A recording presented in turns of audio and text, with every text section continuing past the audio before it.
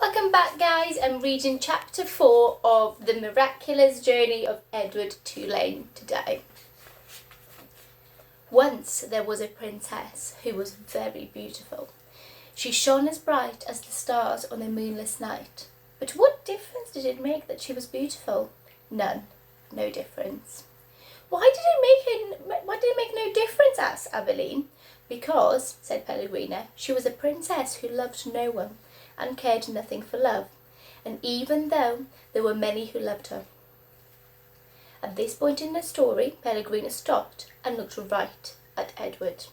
She stared deep into his painted-on eyes, and again Edward felt a shiver go through him. And so, said Pellegrina, still staring at Edward. What happened to the princess? Said Abilene.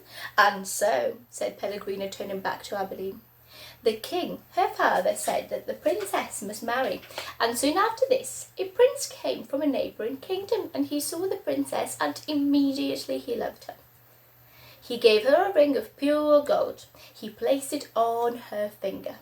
He said these words to her, "I love you." But do you know what the princess did? Abilene shook her head. She swallowed the ring. She took it from her finger and she swallowed it. She said, "That is what I think of love." And she ran from the prince. She left the castle and went deep into the woods. And so what? Said Abilene. What happened then? And so the princess became lost in the woods. She wandered for many days, and finally she came to a little hut, and she knocked on the door. She said, "Let me in, I'm cold." There was no answer. She knocked again. She said, "Let me in, I'm hungry." A terrible voice answered her. The voice said, "Enter, if you must." The beautiful princess entered, and she saw a witch sitting at a table counting pieces of gold. 3,622, said the witch. "I'm lost," said the beautiful princess.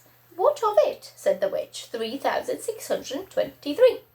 "I'm hungry," said the princess. "Not my concern," said the witch. 3,624. "But I'm a beautiful princess," said the princess. 3,625, replied the witch. "My father," said the princess, "is a powerful king. You must help me or there will be consequences." "Consequences," said the witch. She looked up from her gold. She stared at the princess. "You dare to talk to me about consequences? Very well then. We will speak of consequences. Tell me the name of the one you love." "Love?" said the princess. She stamped her foot. "Why must everyone always speak of love?" "Whom do you love?" said the witch. "You must tell me the name." "I love no one," said the princess proudly. "You disappoint me," said the witch. She raised her hand and said one word. "Far-figuring." And the beautiful princess was changed into a warthog. "What have you done to me?" squealed the princess. "Talk to me of consequences now, will you?" said the witch. And she went back to counting her pieces of gold. 3,626, said the witch, as the warthog princess ran from the hut and out again into the forest. The king's men were in the forest too.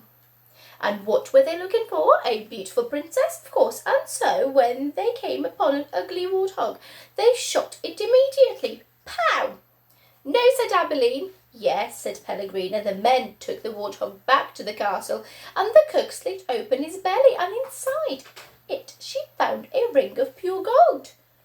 There were many hungry people in the castle that night, and all of them were waiting to be fed. So the cook put the ring on her finger and finished butchering the warthog.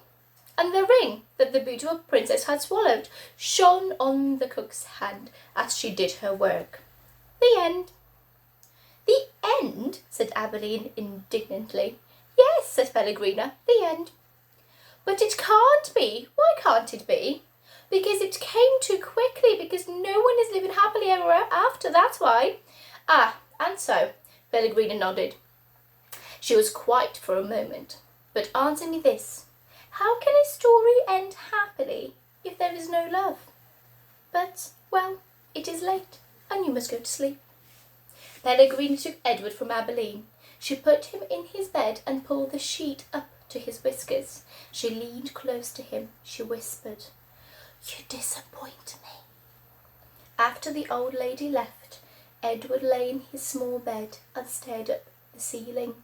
The story, he thought, had been pointless. But then, most stories were. He thought of the princess and how she had become a warthog. How gruesome! How grotesque! What a terrible fate! "Edward," said Abilene, "I love you. I don't care how old I get. I will always love you." Yes, yes, thought Edward. He continued to stare up at the ceiling. He was agitated for some reason that he could not name. He wished that Pellegrina had put him on his side so that he might look at the stars. And then he remembered Pellegrina's description of the beautiful princess. She shone as bright as the stars on a moonless night.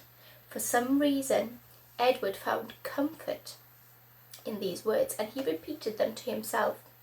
As bright as the stars on a moonless night. As bright as the stars on a moonless night. Over and over until at last the first light of dawn appeared.